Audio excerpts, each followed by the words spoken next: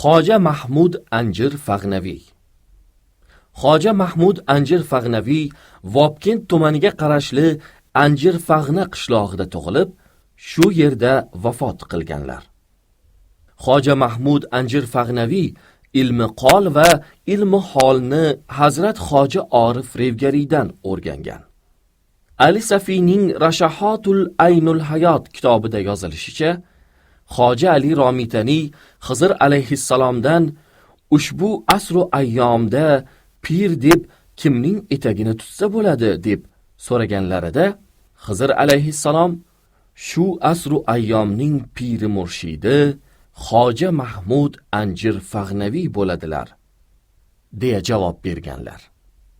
Xizr alayhissalom tavsiyalariga muvofiq Xoja Ali ar-Romitaniy Xoja Mahmud Anjir Fag'naviyga murid bo'ldilar.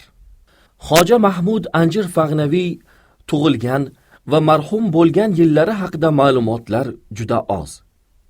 Bu zot sharif 13-asrda yashab o'tganlar. Rashahot kitobida yozilishicha, Xoja Mahmud Anjir Fag'naviydan Mir Kulolgacha o'tgan Xojagon Naqshbandiya tariqati mashoyixlari xufyona zikr bilan jahriya zikriga baravar amal qilishgan. Xoja Bahouddin Naqshband esa xufyona zikrni davom ettirganlar. Xoja Mahmud Anjir Fag'naviyning kasblari gilkorlik bo'lgan.